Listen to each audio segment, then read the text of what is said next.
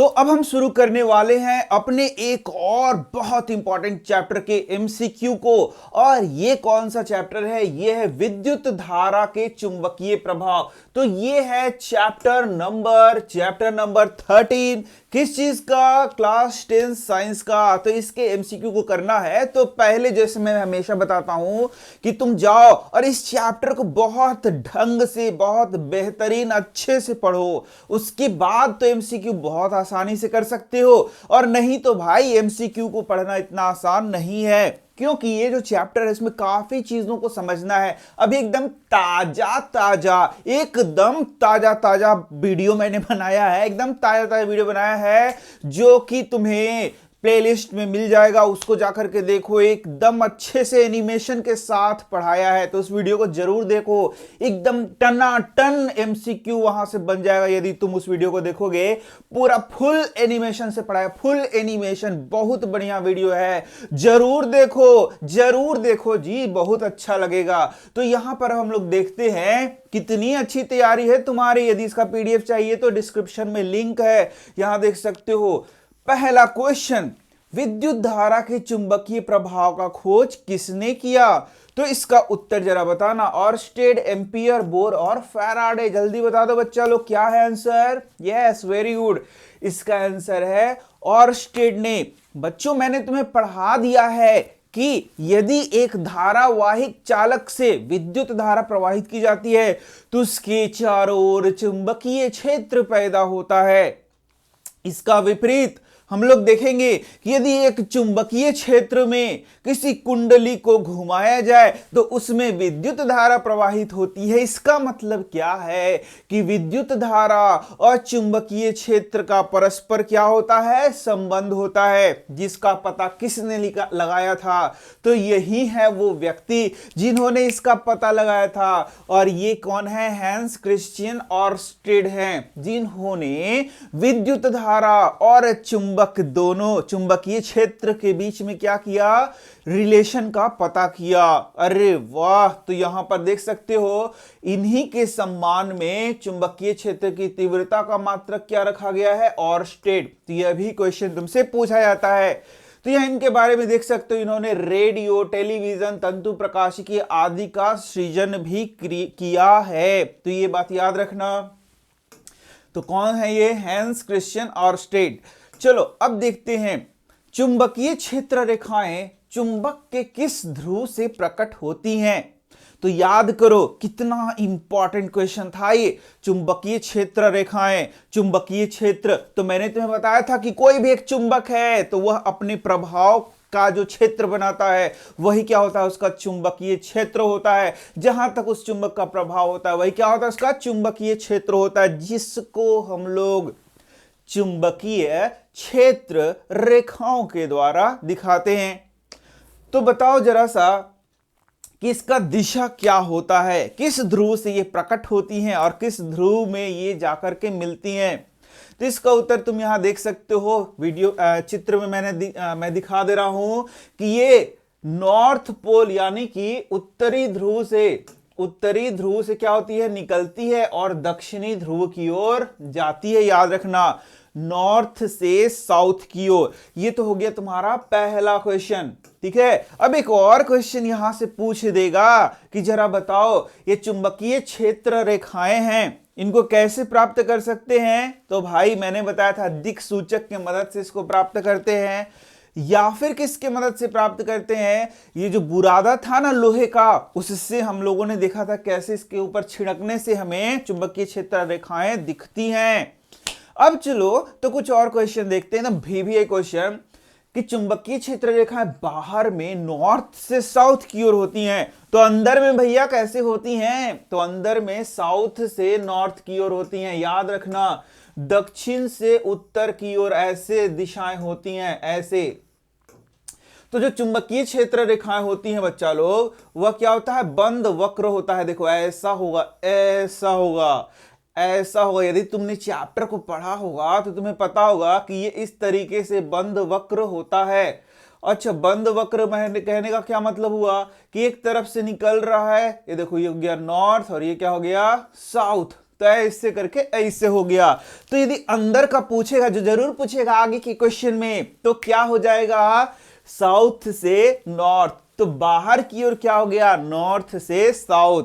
अच्छा, एक दो और क्वेश्चन करते हैं कि क्या इन चुंबकीय क्षेत्र रेखाएं एक दूसरे को काटती हैं या नहीं काटती हैं, जरा जल्दी से बता दो। यस, इसका उत्तर है कि चुंबकीय क्षेत्र रेखाएं एक दूसरे को कभी भी प्रतिच्छेद नहीं करती हैं। नया क्वेश्चन, यदि चुंबकीय क्षेत्र रेखाएं पास पास हों और चुंबकीय क्षेत्र रेखाएं दूर दूर हों तो इसका क्या मतलब बनता है, यह क्वेश्चन भी पूछेगा।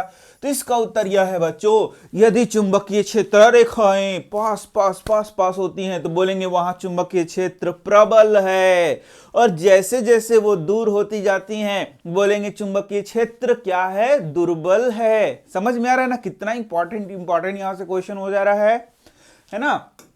चलो, तो अब आगे देखते हैं, फ्लेमिंग के वाम हस्त नियम में अंगूठे द्वारा क्या प्रदर्शित करते हैं। देखो जरा सा, यदि मेरे द्वारा तुमने चैप्टर को पढ़ा है तो मैंने तुम्हें 3 नियम बताए हैं। सबसे पहला राइट हैंड थंब रूल, याद होगा तुम्हें, राइट हैंड थंब रूल। उसके बाद फ्लेमिंग का बाएं हाथ का नियम, और उसके बाद फ्लेमिंग का दाएं हाथ का नियम, याद है ना।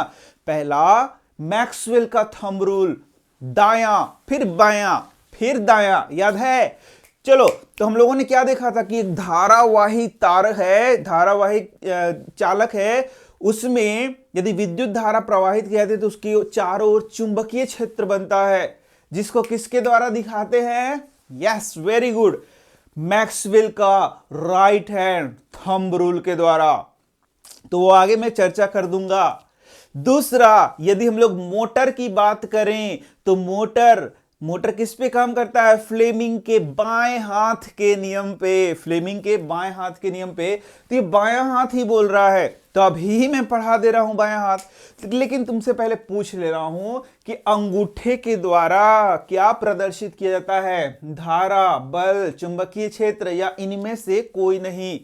देखता हूं कितने लोग बता सकते हैं, जल्दी बताओ जल्दी बताओ। यदि तुमने पढ़ा है तो इसका आंसर करो कि इस अंगूठे के द्वारा क्या प्रदर्शित किया जाता है, फ्लेमिंग के बाएं हाथ के नियम के अनुसार।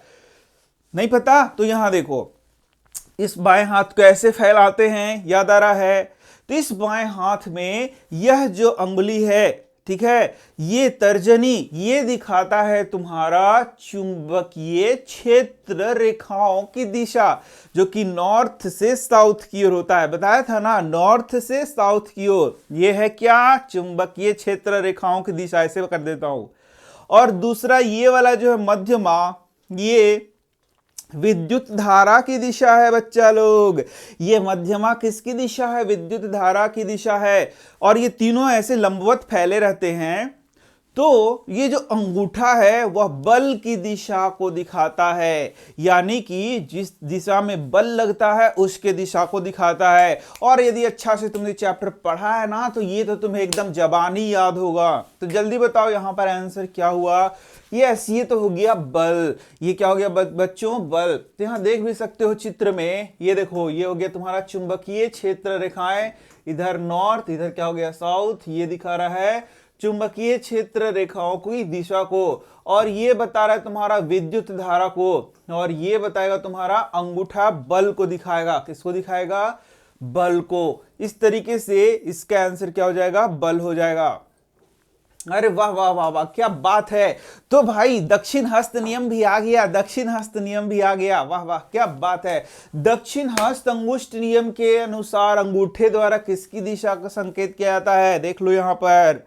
तो यहां भी ठीक उसी तरीके से यह जो अंगुली है तर्जनी, चुंबकीय क्षेत्र की दिशा को दिखाता है, और यह जो अंगूठा है यह बल की दिशा को दिखाता है, जिधर यहां पर बल लगाकर घूर्णन किया जाता है। तब जाकर के इसमें इससे मध्यमा से विद्युत धारा जो प्रेरित होती है उसके दिशा को दिखाया जाता है। तो क्या तुम बता सकती हो दाहिने हाथ का जो लॉ है फ्लेमिंग का, ये किस पर ये प्रभावी है? तो इसका उत्तर है इसी के आधार पर जनरेटर काम करता है, जनित्र काम करता है। तो मोटर किसके आधार पर? बायां हाथ के नियम पे आधार पर, और जनरेटर दायां हाथ। याद रखना बच्चा लोग, पहले मोटर पढ़ते हैं फिर जनरेटर पढ़ते हैं, तो एकदम सीक्वेंस में याद करो ना यार, तो सब याद रहेगा। तो यहां पर क्या हो गया? चालक की गति, बल, चुंबकीय क्षेत्र, इनमें कोई नहीं। तो यहां दिखा दे रहा हूं, यहां देखना। पहला क्या हो गया? गति यहां पर कराया जाएगा ना, क्या कराया जाएगा? गति को कराया जाएगा। और इधर देखो, इधर जो है सो गति कराते हैं, और इधर क्या है? चुंबकीय क्षेत्र है, यानी कि चुंबकीय क्षेत्र ये क्या हो गया? नॉर्थ टू साउथ, ये क्या हो गया? चुंबकीय क्षेत्र। इसी चुंबकीय क्षेत्र में हम लोग कुंडली को घुमाते हैं, गति कराते हैं। तो यहां देखो, ये चालक की गति हो गई, अंगूठा क्या हो गया? चालक की गति हो गया।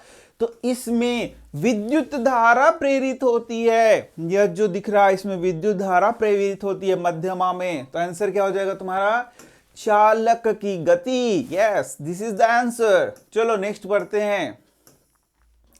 तांबे की तार की आयताकार कुंडली किसी चुंबकीय क्षेत्र में घूर्णी गति कर रही है। इस कुंडली में प्रेरित विद्युत धारा की दिशा में कितने परिभ्रमण के पश्चात परिवर्तन हो रहा है? तो तुम जानते हो बच्चों, यहां पर जो हम लोग पढ़ते हैं, क्या पढ़ते हैं? हम लोग पढ़ते हैं जनरेटर पढ़ते हैं। तो जनरेटर में हम लोग क्या देखते हैं? किस तरीके से एक कुंडली को क्या करते हैं हम लोग? एनएस यानी कि चुंबकीय क्षेत्र में क्या करते हैं? घूर्णन कराते हैं। तो यहां पर इस क्वेश्चन को आंसर करने के लिए ना, ये भाई मैं तुरंत इसका आंसर को बता तो दूंगा, लेकिन समझा नहीं पाऊंगा, क्योंकि इसको समझने के लिए बहुत अच्छे से तुम लोगों को मोटर, जनरेटर बहुत बढ़िया से पढ़ना होगा, जिसको वीडियो देख करके तुम पढ़ सकते हो, एनिमेशन से समझ सकते हो। और जो मैंने वीडियो पढ़ाया ना, उसमें एनिमेशन बड़ा अच्छा से समझाने का कोशिश किया है। देखो भाई, आगे तो तुम्हारा क्या तुमको समझ में आएगा नहीं आएगा ये मैं कैसे बता दूं, तो जाकर वीडियो जरूर देख लेना, वहां पर बहुत अच्छे से कोशिश किया है समझाने का। तो इसका आंसर क्या हो जाएगा? आधा। जब ये आधा घूर्णन कर लेता है ना, ए बी सी और डी, तो प्रत्येक आधा घूर्णन के बाद यहां पर इसका दिशा क्या हो जाता है? बदल जाता है। तो कुंडली में प्रेरित विद्युत धारा की दिशा क्या हो जाती है? आधे के बाद क्या हो जाती है? बदल जाती है। ये याद रखना, ठीक है?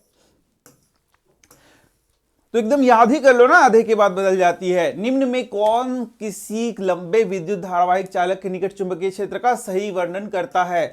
तो देख लो यहां पर, ये विद्युत धारावाही चालक है, ठीक है, जिसमें विद्युत धारा प्रवाहित होती है, और इसका भी क्या होता है? चुंबकीय क्षेत्र इसके चारों ओर बनता है। तो देखो कंसेंट्रिक इस तरीके से चुंबकीय क्षेत्र का क्या होता है? निर्माण होता है। ये देखो, तो यहां जब नजदीक, यहां पर जब जो तुम्हारा विद्युत धारावाही चालक है उसमें यहां पास पास बनता है, फिर धीरे धीरे दूर दूर बनता चला जाता है, ठीक है, इस तरीके से यहां भी देख सकते हो तुम। और यहां पर हम लोग विद्युत धारा के दिशा को इस अंगूठे के द्वारा दिखाएंगे, ऐसे ऊपर। तो ये वाला क्या हो जाएगा? चुंबकीय क्षेत्र को दिखाएगा इस तरीके से। यदि नीचे कर देंगे तो ये दिखाएगा इस तरीके से। तो ये कौन था तुम्हारा? ये दाहिने हाथ का अंगूठा का नियम था, मैक्सवेल का लॉ था। तो पूछ कह रहा है भाई, ये तो पता ही नहीं चला। चुंबकीय क्षेत्र का क्षेत्र रेखाएं तार के लंबवत होती हैं, एकदम नहीं होती हैं। चुंबकीय क्षेत्र के समानांतर होती हैं, बिल्कुल नहीं होती हैं। चुंबकीय क्षेत्र रेखाएं अरीय होती हैं, जिनका उद्भव तार से होता है। यहां पर चौथा नंबर तो देखो, चुंबकीय क्षेत्र रेखाएं संकेंद्रीय होती हैं, यानी कि कंसेंट्रिक होती हैं। क्षेत्र रेखाओं का केंद्र तार होता है। बिल्कुल सही जी, यही आंसर है कि यहां पर एक वायर लिया है, इस वायर से विद्युत धारा प्रवाहित कर रहे हैं, तो इसके चारों ओर चुंबकीय क्षेत्र बनेगा, जो कि क्या होगा? उसका इसके कंसेंट्रिक बनेगा। इस तरीके से क्या होगा? प्रकट होगा पूरे तार में, सिर्फ एक पॉइंट पे नहीं, पूरे तार में हो रहा है, ये भी याद रखना। तो भाई कॉन्सेप्ट ना एकदम समझ में आना चाहिए, और कॉन्सेप्ट कब समझ में आएगा? जब चैप्टर तुमने बहुत अच्छे से पढ़ा। ये तो क्वेश्चन आंसर सेशन है ना, क्वेश्चन आंसर यहां पर किया जाता है। लेकिन कॉन्सेप्ट तो तुमको कहां समझ में आएगा? बिल्कुल जी, कॉन्सेप्ट तुमको समझ में आएगा चैप्टर जब पढ़ोगे तब। ठीक है, चलो यहां देखते हैं आगे। चुंबकीय क्षेत्र ये वाला हो गया। विद्युत चुंबकीय प्रेरण की घटना। अब देखो, अब जनरेटर जो काम करता है, जनित्र जो काम करता है, वो इसी सिद्धांत पर काम करता है। तो यहां से पहला क्वेश्चन तो तुमसे ये पूछेगा कि जो जनित्र कार्य करता है वह किस सिद्धांत पर कार्य करता है। तो बताओ, तो आंसर क्या कहोगे? आंसर है विद्युत चुंबकीय प्रेरण के सिद्धांत पर ये जो जनरेटरवा है ना, ये जो जनित्रवा है ना, वो काम करता है। किस सिद्धांत पर? विद्युत चुंबकीय प्रेरण के सिद्धांत पर। ये क्या कहता है? ये कहता है कि यदि यहां पर हम लोग देखो इस तरीके से, यदि एक कुंडली है और दूसरा क्या है, तुम्हारा चुंबक है, तो कुंडली और चुंबक के बीच में यदि परस्पर गति कराया जाए, क्या कराया जाए भाई लोग? गति कराया जाए। तो इसका वीडियो यहां पर है क्या? अरे नहीं जी, ओहो सॉरी, यहां पर वीडियो नहीं है, लेकिन जो मैंने चैप्टर पढ़ा है वहां पर बड़ा अच्छा से वीडियो भी दिखाया, वहां देख लेना कि कैसे चुंबक और एक कुंडली के बीच में परस्पर गति कराया जाता है तो विद्युत धारा उत्पन्न होती है। क्या होती है? उत्पन्न विद्युत धारा। इसी को हम लोग कहते हैं विद्युत चुंबकीय प्रेरण। क्या कहते हैं? विद्युत चुंबकीय प्रेरण। समझ में आ गया? अब यहां देखो, यहां से एक और क्वेश्चन देख सकते हो। ये देखो गैल्वेनोमीटर है, तो गैल्वेनोमीटर से भी क्वेश्चन तुमको पूछा जा सकता है। तो गैल्वेनोमीटर क्या हो गया? एक यंत्र है जो कि अति सूक्ष्म, यहां पर यदि विद्युत धारा प्रवाहित हो रही है उसको भी डिटेक्ट कर सकता है, उसको भी अपने सुई के द्वारा तुमको दिखाएगा, और साथ ही साथ यहां गैल्वेनोमीटर के द्वारा उसका दिशा को भी दिखाएगा। ये जो दिशा मान लो इधर है या इधर है, इसके दिशा को भी क्या करता है? गैल्वेनोमीटर का सुई दिखाता है। ठीक है, तो देखते हैं क्या क्वेश्चन है और क्या आंसर है। तो विद्युत प्रेरण की घटना, विद्युत चुंबकीय प्रेरण की घटना क्या बोलती है? किसी विद्युत मोटर की कुंडली को पूर्ण कराने की प्रक्रिया है क्या? बताओ जरा सा, इतना मैंने समझा दिया। नहीं है। कुंडली तथा चुंबक के बीच आपेक्षिक गति के कारण कुंडली में प्रेरित विद्युत धारा उत्पन्न करती है। वेरी गुड, वाह वाह वाह, क्या बात है। सही, यही सही है कि एक कुंडली है और एक चुंबक है, इन दोनों के बीच में क्या हो रहा है? यस, परस्पर इनमें गति कराया जा रहा है। या तो भैया कुंडली को घुमा दो, या तो भैया चुंबक को घुमा दो, या तो दोनों को घुमा दो। लेकिन दोनों को घुमाने में बड़ा सावधानी रखना पड़ेगा। तो आपेक्षिक गति करा देना है, जिसके कारण विद्युत धारा क्या होगा? उत्पन्न होगा। ठीक है, तो यही आंसर हो जाएगा तुम्हारा।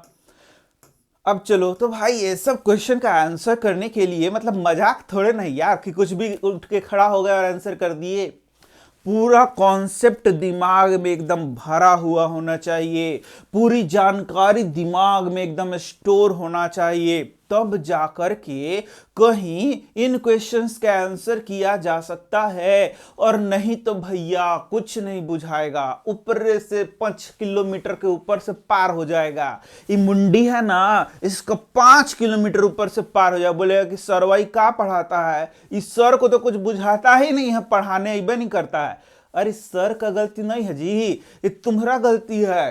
ठीक है, विद्युत धारा उत्पन्न करने की युक्ति को क्या कहते हैं? अरे भाई जनित्र कहते हैं। अभी तो पढ़ाया कि जनित्र के द्वारा विद्युत धारा उत्पन्न की जाती है। तो ये देखो, यही तो है जनित्र जो दिखा रहा था। तो यही जनित्र है। ये हो गया नॉर्थ पोल, ये हो गया साउथ पोल, जो कि हो गया चुंबक। उसी में क्या घुमाएंगे? कुंडली, और कुंडली को घुमाने से क्या उत्पन्न होगा? विद्युत धारा उत्पन्न होगा। ठीक है, अब चलो आगे देखते हैं। एसी जनरेटर तथा डीसी जनरेटर में एक मूलभूत अंतर होता है। भी है क्वेश्चन है, मैंने बताया भी था कि जो एसी जनरेटर है उसमें एसी करंट उत्पन्न होता है, और जो डीसी जनरेटर है उसमें डीसी करंट उत्पन्न होता है।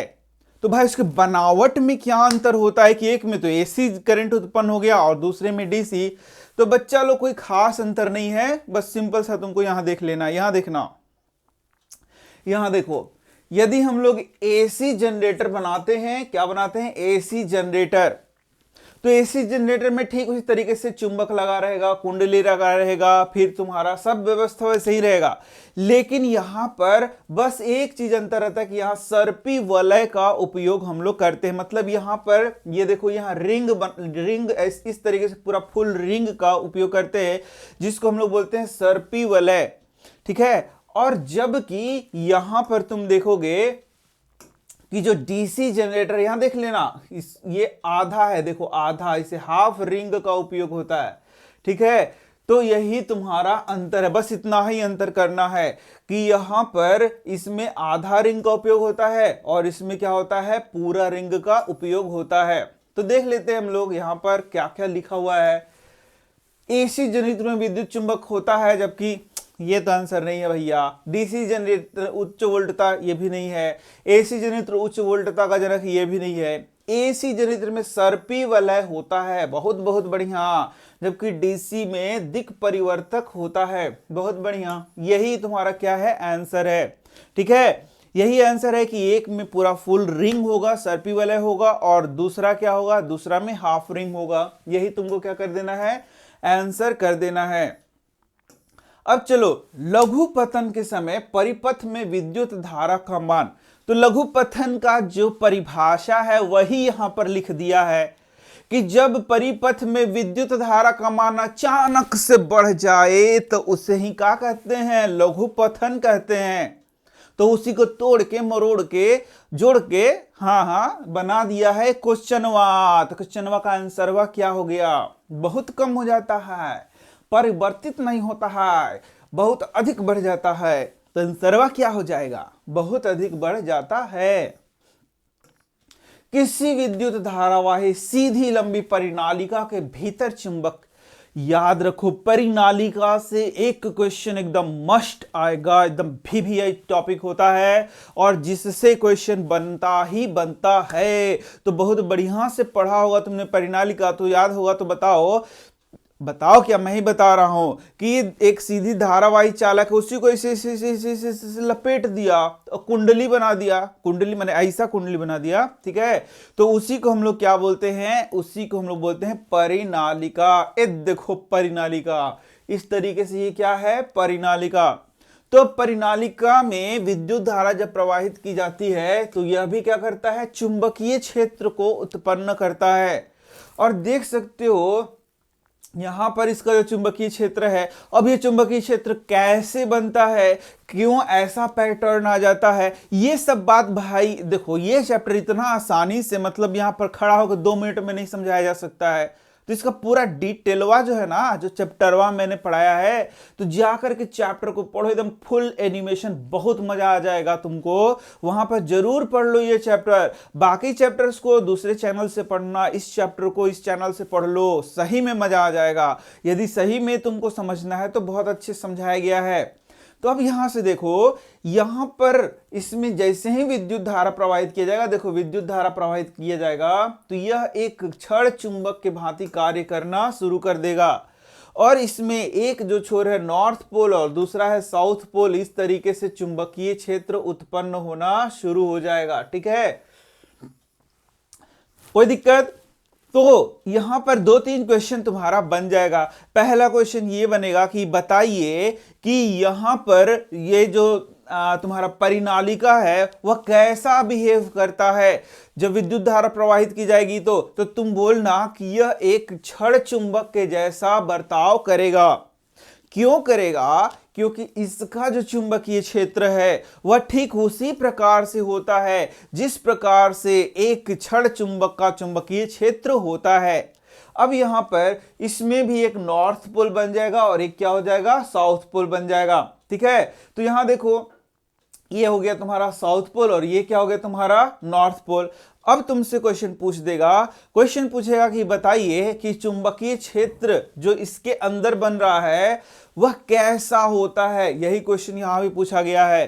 तो इसका आंसर एकदम सटीक होना चाहिए। VVI क्वेश्चन है वो एक समान और बहुत यहां पर स्ट्रॉन्ग चुंबकीय क्षेत्र बनता है। जो अंदर में चुंबकीय क्षेत्र बन रहा है वो काफी क्या होता है, स्ट्रॉन्ग होता है और क्या होता है, एक समान होता है। ये बात याद रखना और यही आंसर भी कर देना। शून्य होता है, बहुत गलत। इसके सिरे की ओर जाने पर घटता है, बहुत गलत। सिरे की ओर जाने पर बढ़ता है, बहुत गलत। सभी बिंदुओं पर समान होता है। तो इसके अंदर का जो चुंबकीय क्षेत्र है सभी बिंदुओं पर समान होता है। एकदम VVI क्वेश्चन है, इसको याद कर लो। कौन सी युक्ति है जो विद्युत ऊर्जा को यांत्रिक ऊर्जा में परिवर्तित कर देती है? ये भी नहीं पता है भैया तो कहाँ पढ़ रहे हो? विद्युत मोटर, विद्युत जनित्र, माइक्रोफोन, टेलीफोन, जल्दी बता दीजिए इसका आंसर वह क्या होगा। अरे ये भी नहीं पता है? यदि ये नहीं पता है ना तो भाई छोड़ दो इस चैप्टर को पढ़ना, क्योंकि ये तो बहुत आसान है ना जी, बहुत ही आसान है। बताओ क्या आंसर? नहीं पता तो जाके पढ़ो, और पता है तो कमेंट बॉक्स हुआ है ना उसमें जाके कमेंट मार दो, ठीक है? चीटिंग करता है का? तुम लोग देख लिया आंसर हुआ क्या? कौन सा संयंत्र है जो यांत्रिक ऊर्जा को विद्युत ऊर्जा में परिवर्तित कर देता है? जनरेटर यानी कि जनित्र है, ठीक है। विद्युत मोटर किस ऊर्जा को किस ऊर्जा में रूपांतरित कर देता है? तो विद्युत ऊर्जा को यांत्रिक ऊर्जा में रूपांतरित कर देता है। प्रत्यावर्ती धारा की आवृत्ति क्या होती है? ये भी एक क्वेश्चन है। तो एसी करंट है जो हमारे इंडिया में एसी करंट आ रहा है उसका आवृत्ति पूछेगा, जरूर पूछेगा, भी क्वेश्चन बनता है। तो इसका आंसर है 50 हर्ट्ज। 50 हर्ट्ज का मतलब है कि 1 सेकेंड में 50 वो क्या करता है? वेव उत्पन्न करता है, इसी को बोलते हैं 50 हर्ट्ज। अब एक और क्वेश्चन यहां से पूछ सकता है कि बताइए कि 1 सेकेंड में कितनी बार ये दिशा को बदलता है? तो इसका उत्तर हो जाएगा 100 बार। देखो 50 ऊपर और 50 नीचे, इस तरीके से दिशा बदलने का काम कितना हो जाएगा? 100 बार। लेकिन यदि आवृत्ति पूछेगा तो कितना हो जाएगा? 50 हर्ट्ज। ये याद रखना। चलो अब आगे देखेंगे। विद्युत जनित्र का सिद्धांत आधारित है, अभी तो पढ़ाया था विद्युत धारा का चुंबकीय प्रभाव। विद्युत धारा का चुंबकीय प्रभाव, अरे पढ़ाया तो था कि विद्युत प्रेरण का सिद्धांत क्या होता है? विद्युत चुंबकीय प्रेरण का सिद्धांत। तुरंत भूल जाते हो क्या? यही आंसर है। चित्र में दर्शाए अनुसार को इलेक्ट्रॉन किस चुंबकीय क्षेत्र के लंबवत प्रवेश करता है? इलेक्ट्रॉन पर आरोपित बल की दिशा क्या है? यहां देखना, बहुत इंपॉर्टेंट क्वेश्चन है, ध्यान से देखो। ये है तुम्हारा चुंबकीय क्षेत्र। ये क्या है बच्चा लोग? चुंबकीय क्षेत्र। तो चुंबकीय क्षेत्र को यदि हम लोग दिखाएंगे, और यहां देखो इलेक्ट्रॉन इधर प्रवाहित हो रहा है, तो इधर हम लोग ध्यान से सुनो कि इलेक्ट्रॉन इस दिशा में प्रवाहित हो रहा है, तो विद्युत धारा की दिशा क्या है? ये। और बोल रहा है बल किस ओर लगेगा? तो बताओ, इसके लिए दो चीज दिया हुआ है, विद्युत धारा और चुंबकीय क्षेत्र दिया हुआ है। तो बल लगाना है तो बायां हाथ लगा दूं कि दायां हाथ लगा दूं? बायां हाथ, क्योंकि बायां हाथ से हम लोग को बल हम लोग को मिलेगा। तो देखो जरा सा, चुंबकीय क्षेत्र ये है, तो ये कर दिया चुंबकीय क्षेत्र। और ये है तुम्हारा करंट की दिशा। क्या है? करंट की दिशा। तो करंट का दिशा ऊपर है, तो जरा बताओ ये अंगूठा कहां जा रहा है? पीछे दीवार की ओर अंगूठा मेरा जा रहा था। तो दीवार की ओर जा रहा था, यानी कि यदि कॉपी है, कॉपी में ये बनाया गया तो कॉपी की ओर जा, देखो जैसा मैं दिखा रहा ना वैसे जा रहा है अंदर की ओर। तो इसमें जो दिशा हो जाएगा वो क्या हो जाएगा तुम्हारा? कागज से बाहर की, कागज के भीतर की ओर। क्या आंसर हो जाएगा? कागज के भीतर की ओर। तो तुम इसको खुद से ही करना, 3 उंगली फैला लेना। ये वाला चल जाएगा पीछे, ये वाला क्या चल जाएगा? ये देखो ये आगे है ना, ये चल जाएगा पीछे। इस तरीके से यहां पर दिखाया जाए तब देख लो, थोड़ा सा और देख लो एक बार जब दिक्कत हो रहा है तो। देखो ऐसे चुंबकीय क्षेत्र है ना, यहाँ हाथ मेरे को पूरा घुमाना पड़ेगा, एकदम पूरा घुमा देना पड़ेगा, ठीक है? तो पूरा तो घूम नहीं रहा है इसलिए ये नहीं बन पाएगा, ठीक है? चलो नेक्स्ट बढ़ते हैं। फ्लेमिंग के दक्षिण हस्त नियम बताता है। भैया फ्लेमिंग वाला तो सबे पढ़ा दिया ना। हाँ, फ्लेमिंग का बायां हाथ, फ्लेमिंग का दायां हाथ। तो जनरेटर बताएगा ना कि मोटर बताएगा? जनरेटर बताएगा। इसके बाद बताना कि ये क्या करता है? प्रेरित विद्युत धारा की दिशा को बताता है। तो यहां पर हाँ सही बात है, प्रेरित विद्युत धारा की दिशा को ही क्या करेगा? ये बताएगा। अब ध्यान दो, अरे बाप रे, यहां तो परिणाम भी लिख दिया है। परिणाम नहीं, परिमाण होगा, तब तो गड़बड़ हो जाएगा। प्रेरित विद्युत धारा का परिमाण कहां होता है? ये तो दिशा को बतलाता है। याद रखना कि ये सब जो नियम है, ये सब जो नियम है वो विद्युत धारा की दिशा को बताएगा, चुंबकीय क्षेत्र की दिशा, यही सब बताता है जी। इसमें तुम यदि परिमाण की बात करो तो वो नहीं बताएगा। तो नेक्स्ट क्वेश्चन क्या है, नेक्स्ट क्वेश्चन देख सकते हो, बोल रहा है निम्न में से कौन उपकरण विद्युत धारा की उपस्थिति को दर्शाता है? तो गैल्वेनोमीटर, मोटर जनरेटर, वोल्टमीटर। अरे भैया अभी तो पढ़ा दिया कि ये क्या है, गैल्वेनोमीटर है, जो कि सूक्ष्म विद्युत धारा यदि यहां प्रवाहित हो रही है तो उसको भी मेजर कर लेता है और साथ में ही यह दिशा को भी क्या करता है, बतलाता है। नेक्स्ट क्वेश्चन देख सकते हो, दाएं हाथ के अंगूठे का नियम को किसने दिया था? अरे भाई अभी तो बताया था, जल्दी बता दो, जल्दी बता दो, जल्दी बता दो। मैक्सवेल ने दिया था, मैक्सवेल, जो कि क्या कहता है कि यदि ये जो अंगूठा है विद्युत धारा की दिशा को दिखाता है, जो बाकी उंगलियों का जो दिशा है, बाकी उंगलियों का जो दिशा है वह क्या बता रहा है, वह चुंबकीय क्षेत्र रेखाओं के दिशा को बता रहा है। यही है दाएं हाथ का नियम। निम्न में इस पदार्थों में चुंबकीय पदार्थ नहीं है, तो पीतल तुम्हारा चुंबकीय पदार्थ नहीं है।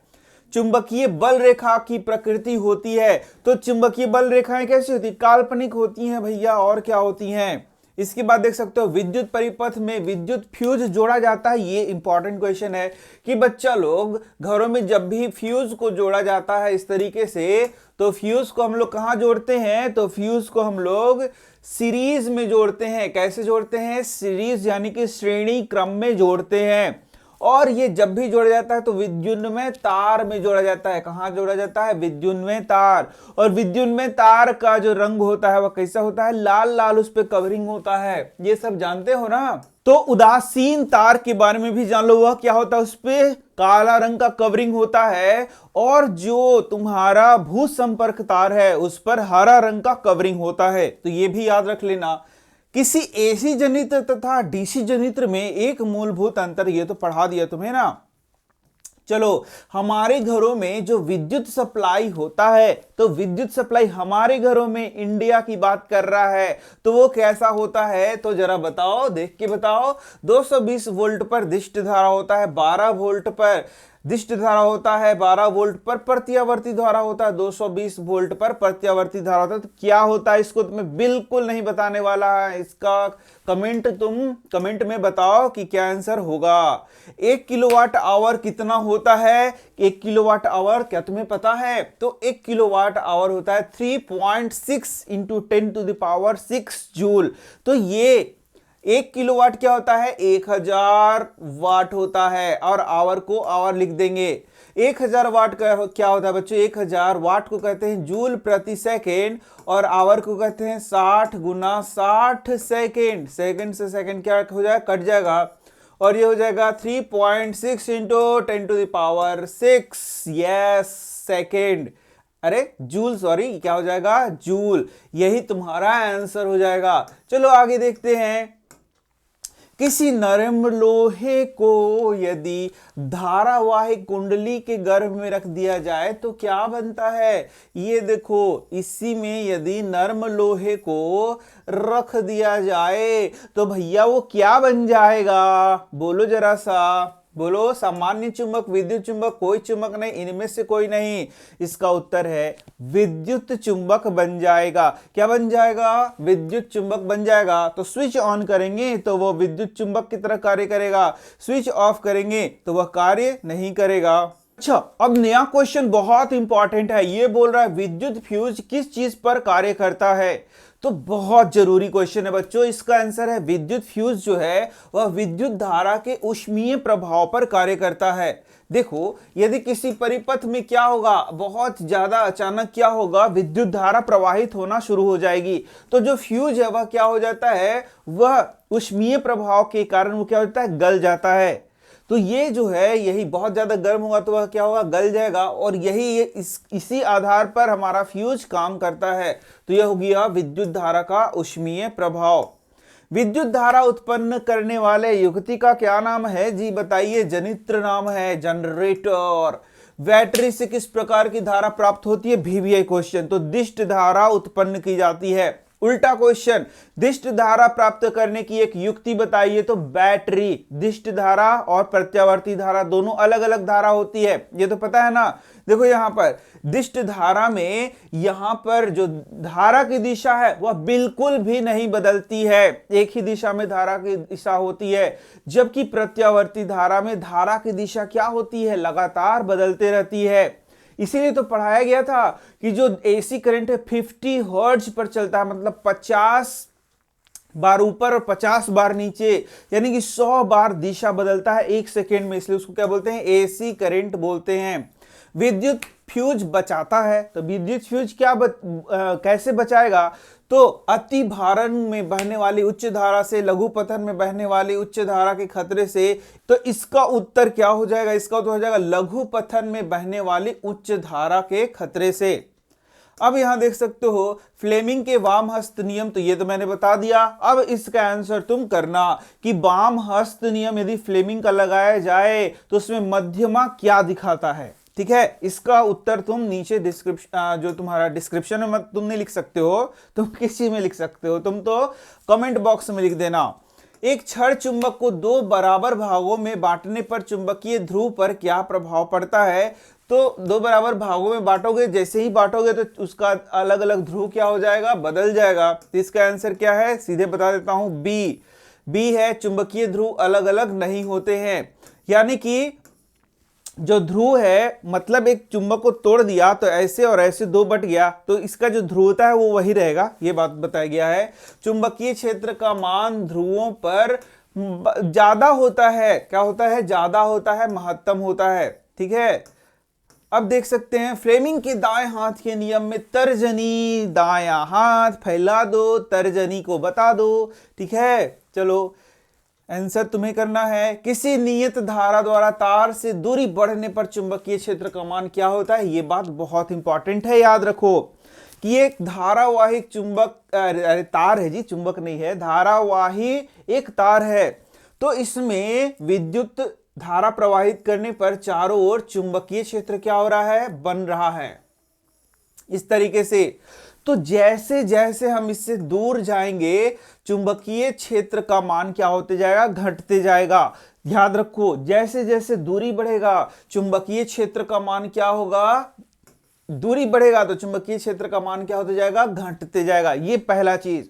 दूसरा चीज, यदि इसमें विद्युत धारा का मान को बढ़ाया जाए तो जैसे जैसे विद्युत धारा का मान को बढ़ाया जाएगा इसमें चुंबकीय क्षेत्र क्या होगा, बढ़ता चला जाएगा। ठीक है, ये बात याद रखना।